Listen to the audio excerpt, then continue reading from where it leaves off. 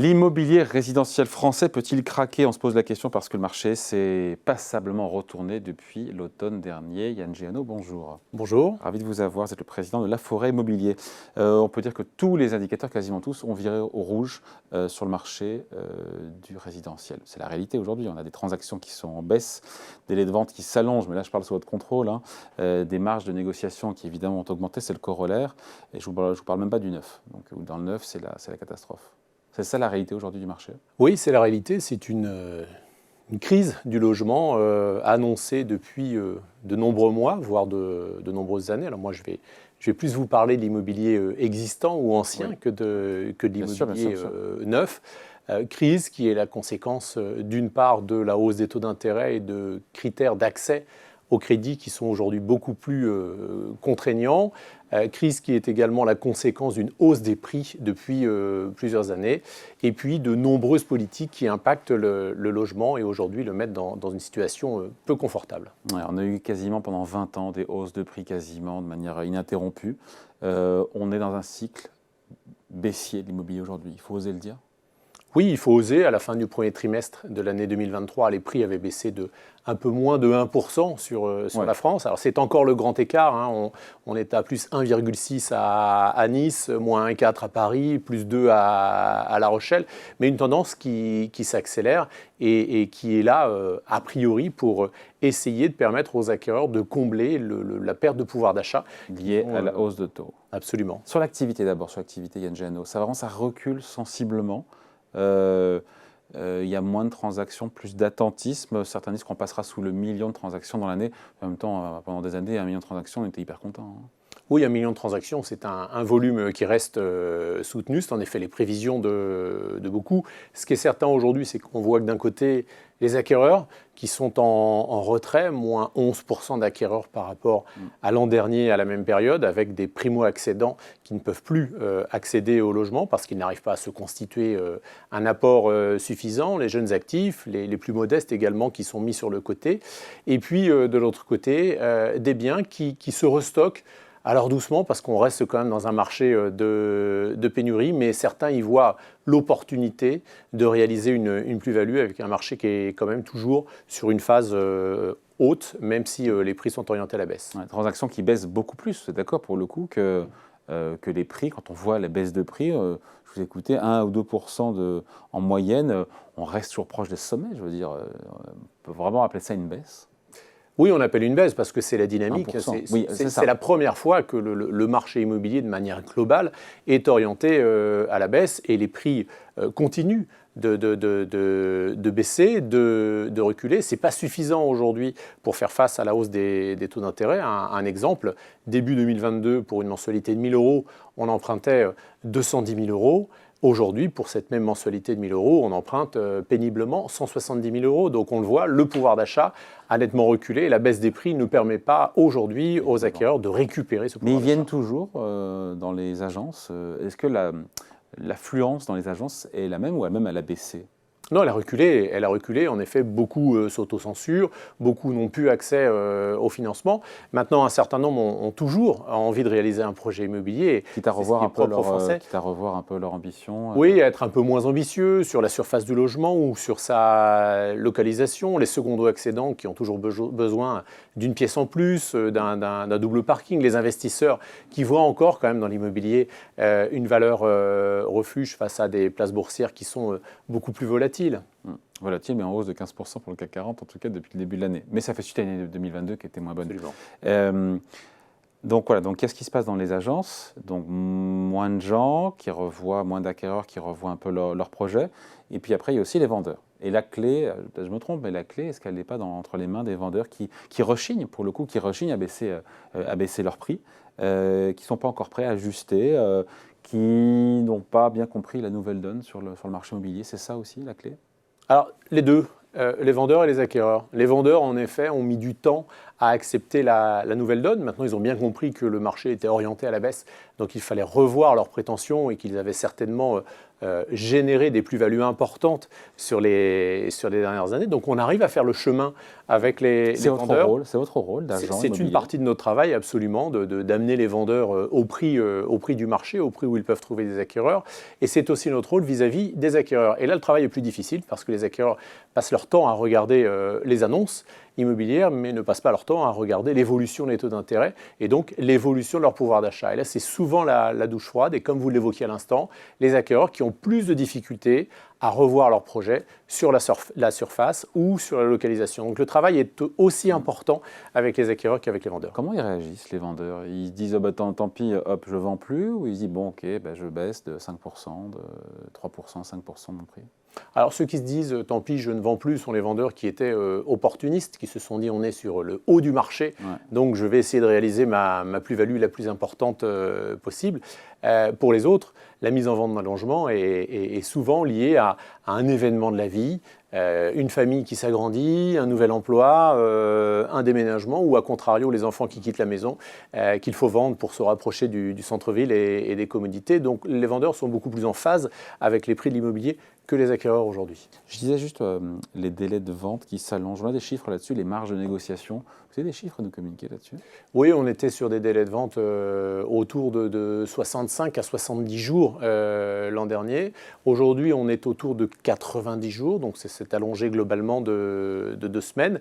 Et les négociations, eh bien, également, c'est le corollaire.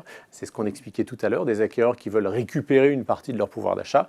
Les négociations qui étaient de l'ordre de 3,5%, qui aujourd'hui approchent, voire dépassent les 5% de négociations, et un phénomène qui s'amplifie encore sur les semaines en cours. Voilà, et tout le débat, et vous le savez, c'est sur l'ampleur de cette baisse à venir. Chacun a son avis sur le sujet.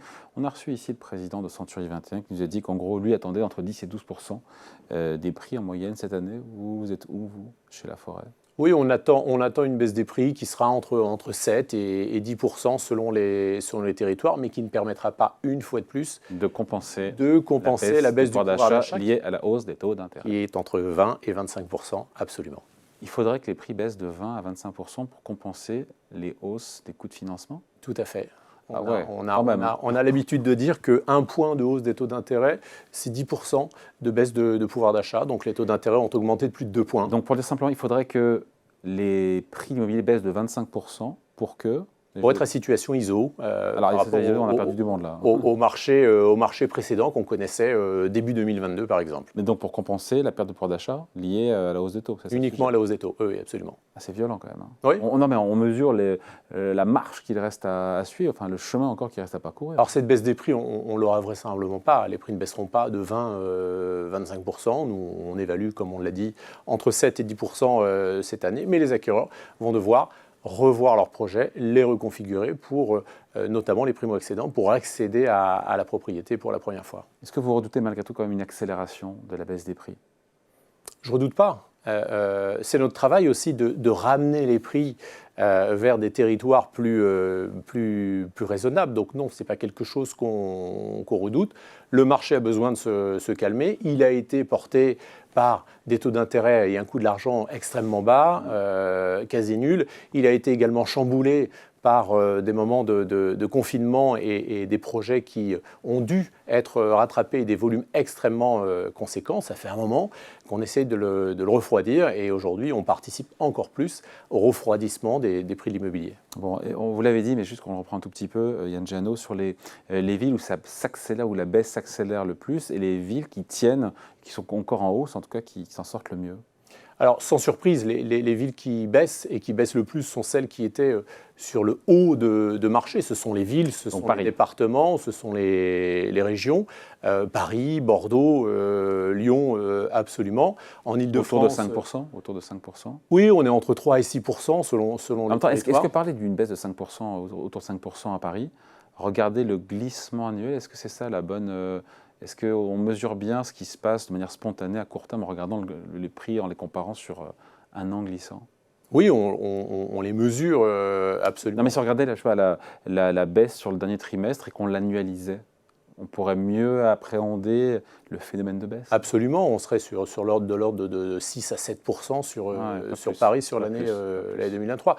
Paris reste une valeur sûre, c'est une capitale, c'est l'endroit où il y a l'activité, les hubs de transport, la culture, les loisirs.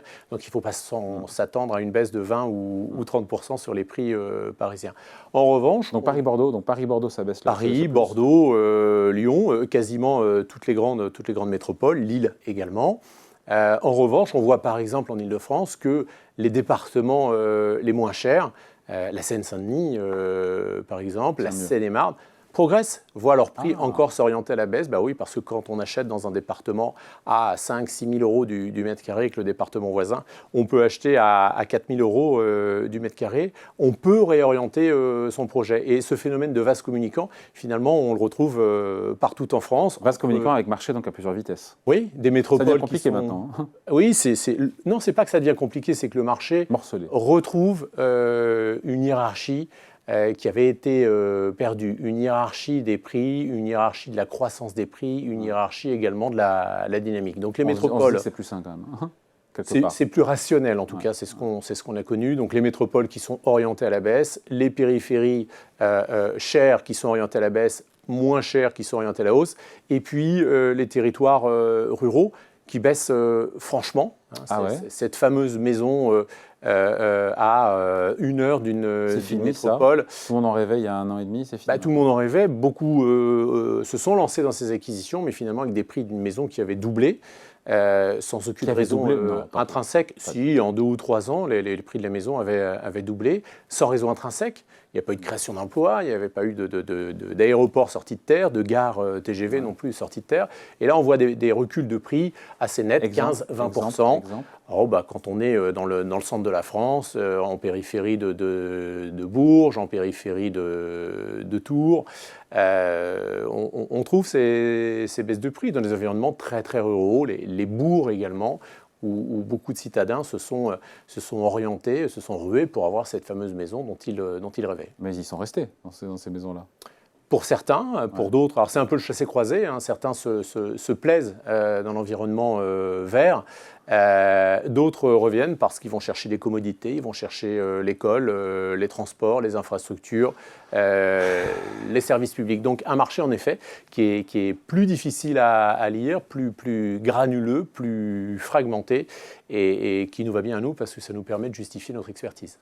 Allez, dernière question pour celles et ceux qui parlent, parce qu'on voit souvent, notamment sur le net, on va tout droit vers un crack immobilier, ça va craquer. Vous n'y croyez pas, en même temps c'est votre intérêt aussi, parce que vous êtes agent immobilier et donc vos commissions sont indexées sur le prix, donc c'est pas votre intérêt de le dire. Mais pour quelles raisons rationnelles vous n'y croyez pas à un effondrement de l'immobilier? Parce qu'aujourd'hui on a un marché sain. On a un marché d'utilisateurs. 80% des acquisitions immobilières se font pour occuper les logements. On a un système de financement également qui est extrêmement sain, extrêmement prudentiel. On peut le critiquer d'un côté avec les critères d'octroi qui sont très rigides en France. C'est la garantie qu'on prête à des gens qui ont les moyens de rembourser. Oui, et puis on a un système bancaire qui est quand même relativement solide et éprouvé en France. Les Français se projettent sur ce parcours résidentiel. On n'a pas parlé de la location, mais le marché locatif est aujourd'hui en grande difficulté, très tendu. Les locataires restent plus longtemps dans leur logement. L'offre est de moins en moins disponible parce qu'ils ne peuvent plus acheter ces primo-accédants. Donc on a un marché quand même qui est très très stimulé, primo-accédants, secondo-accédants et investisseurs. Bon voilà, merci de passer nous voir en tout cas. Yann Géano, président de Laforêt Immobilier, invité de la grande interview en direct sur Boursorama. Merci à vous. Merci à vous.